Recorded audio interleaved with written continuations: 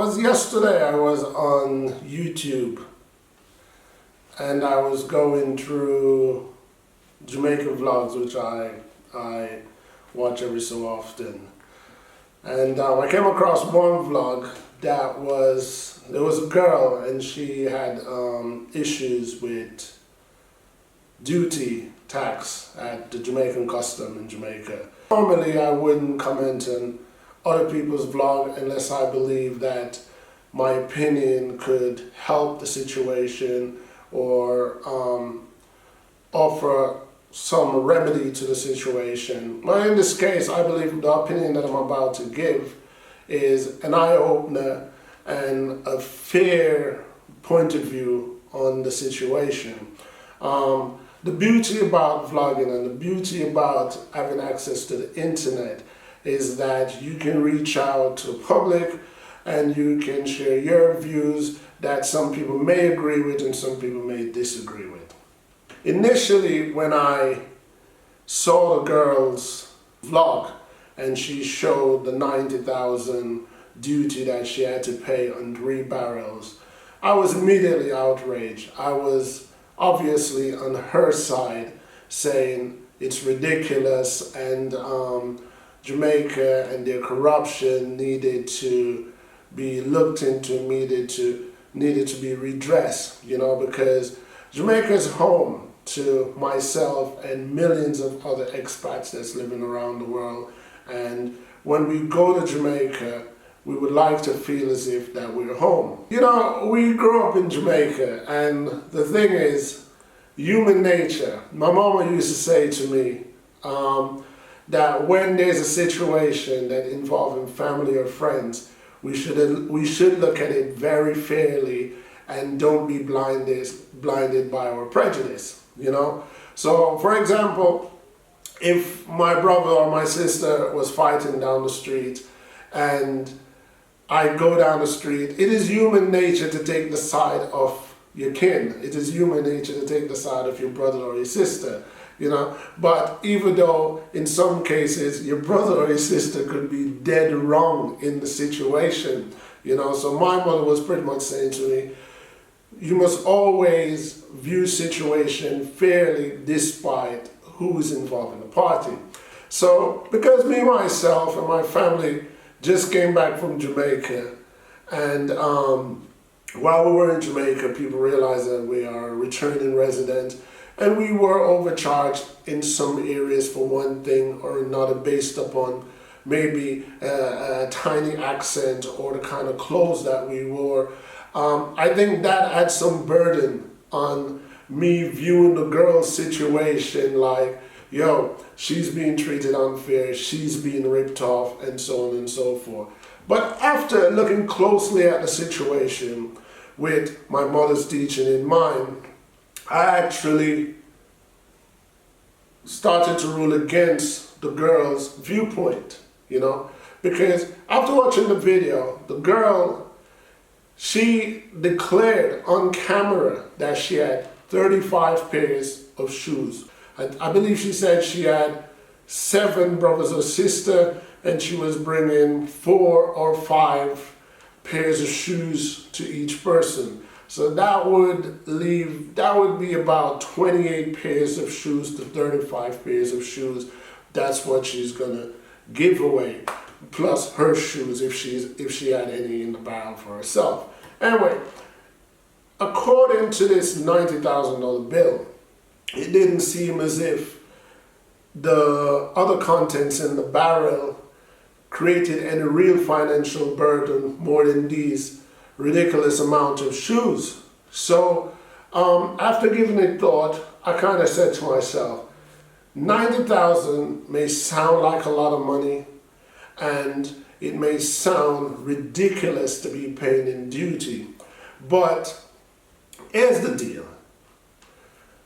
Just like any other profession where people have to be trained and where people have to learn how to do a job, Jamaican custom officers were trained, and there are certain things they should look out for and certain things they should not look out for. For example, if I'm coming in with a barrel and it has 10 pairs of shoes and they're brand new with tags and everything on them, maybe a custom officer would look over that and says, well, as much as they could be resold, this couldn't really create much of a business because 10 pairs of shoes may fall on the borderline of possible business to possible personal use, you know? But if you're coming into a customs with 35 pairs of shoes, and there are 35 pairs of shoes with tags on them that shows that they're brand new, you have to face the fact that 35 pairs of shoes could not be deemed for personal use.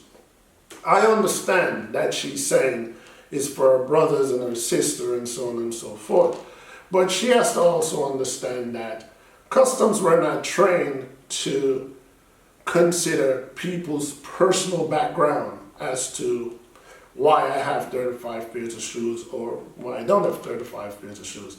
No more than an immigration officer in any country that you're applying for a visa, they don't really have much time to ask you too much personal questions. The people usually get visa on a points factor. You either fulfill these points based upon your application and your documents that you send in, and you get a visa, or you don't because you didn't fulfill the points that warrants you a visa. So it's kind of like the same when it comes to custom officers. If you show up with 35 pairs of shoes that got tags on them, the custom officer is going to go 35 pairs of shoes. These could be sold and this person could create an enormous profit. So in order for us, the Jamaican government, to benefit, we're going to take a tax out of it. So we're going to value these shoes at whatever, you know. For example, I mean, if these shoes, which I assume are not cheap, if these shoes were 100 pounds each, that's 3,500 pounds. I mean, that's almost $500,000 in Jamaica, that she could go to Jamaica, sold these shoes for $500,000, make her profit, and back to England, and the Jamaican government gets nothing from it. If they were even 50 pounds per shoes, that still gives her a little bit over $250,000. You understand? I understand that her plea is saying it's from her heart, it's her generosity. She hasn't been in Jamaica in 16 years and she's trying to make her family happy. How true is that? Nobody knows. She's the only person that knows whether or not she's telling the truth. This custom officer, she's not a special case. The custom officer is not going to take the time out to say, well, I believe you. So based on what you just said to me is for gifts, I'm going to put you under the category of gifts, and this is going to be reduced at a ridiculous duty.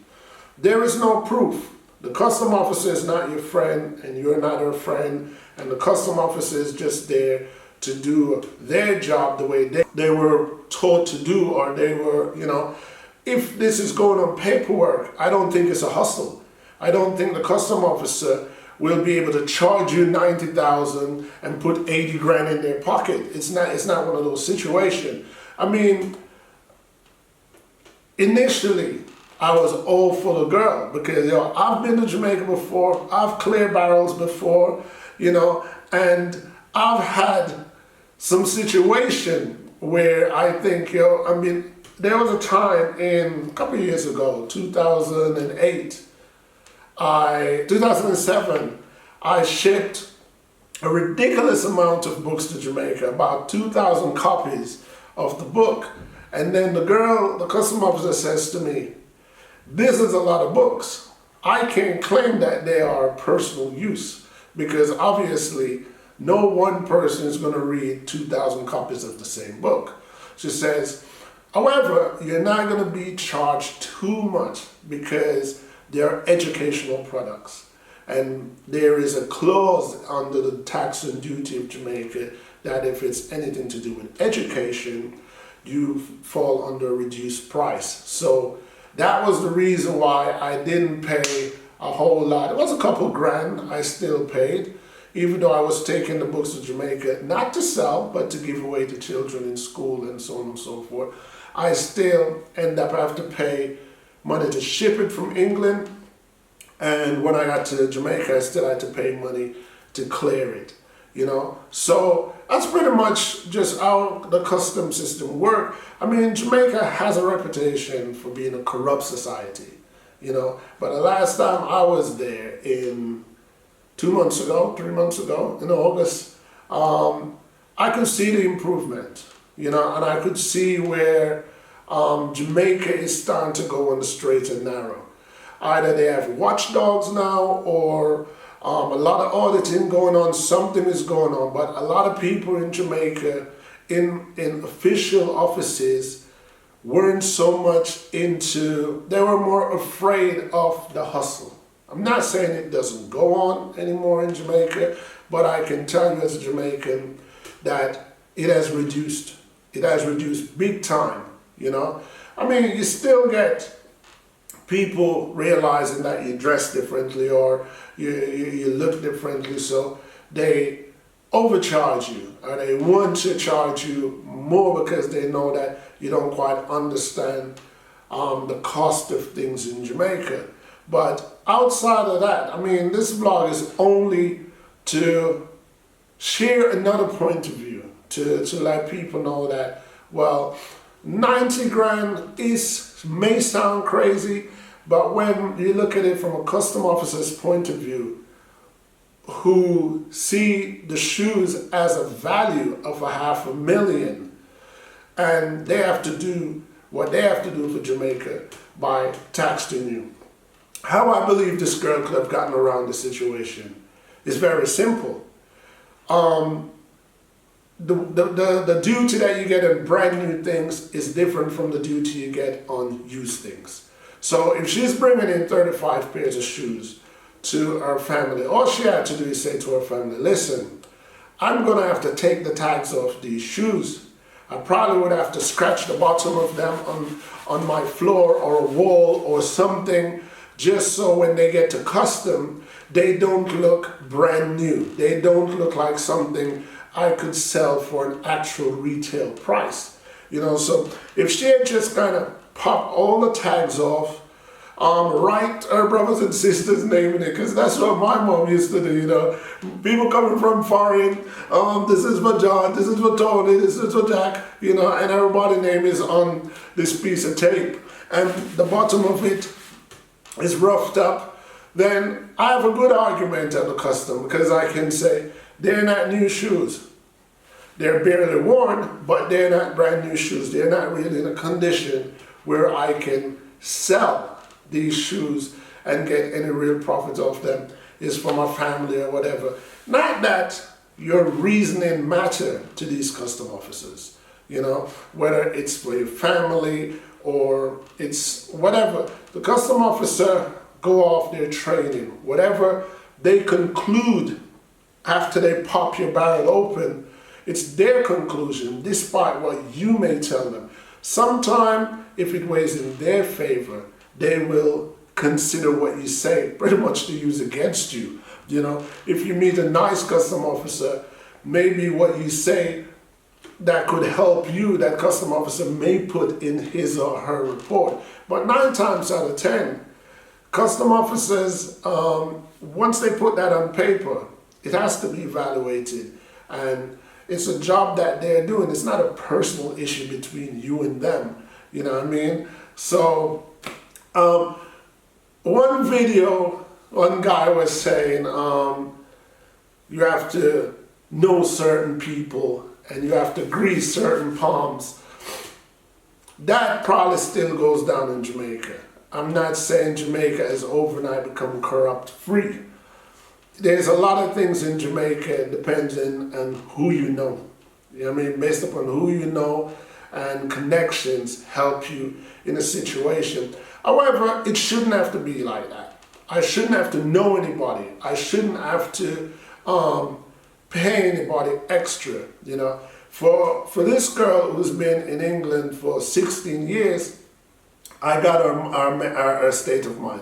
She has been in a country that does everything by the straight and narrow when it comes to administration. So she's going to Jamaica with a British mentality after 16 years thinking, well, this is how it should be world over. You know what I mean? But this is Jamaica. I'm not saying that what the custom officer done was anything to do with corruption, because in a sense I can justify it. You know, 90,000 is about 500-600 pounds, but 35 pairs of shoes, if they're a decent pair of shoes, it's nothing. 500-600 pounds can't buy 35 pairs of decent shoes, you know. So if it's decent shoes that she was taking to Jamaica, she has to realize that she could have made a killing. So that's pretty much all I have to say about this situation. However, I would still like to know how it resulted for her, you know. So if anybody knows how that ended, you know, please let me know, because I'm curious. Social media is so powerful. So based on the fact that she kind of like filmed the situation and there would be hundreds or thousands of feedback that could pressure Jamaican Custom to curveball the price or put some higher authority discount on it. Or I'm curious to know if they kind of stood their grounds and say, this is what it costs, this is what it costs. I often watch a lot of Jamaican vacation vlogs. I've uploaded a few of them myself on my family channel, which is Family Sebas. So you guys can check it out, you know. When we went to Jamaica, we kept it entertaining because it was an entertaining vacation. We had more fun than drama. You know, there are small little rip-offs, but when I go to Jamaican vacation, I actually go there with the intention to give to my people, you know. So even if they try to rip me off for 100 or 200 or 500 here, I kind of take it with a smile because it's kind of within the cash that I went to spend. So I don't feel that much of, you know, like I've been ripped off. But to Jamaican Custom and fellow Jamaican people that still living in Jamaica, when us returning residents come to Jamaica, you guys gotta ease up, man. You guys gotta let us feel like we're back home and we have a place at home, you know what I mean? You guys gotta stop looking at us like we're money trees. You know?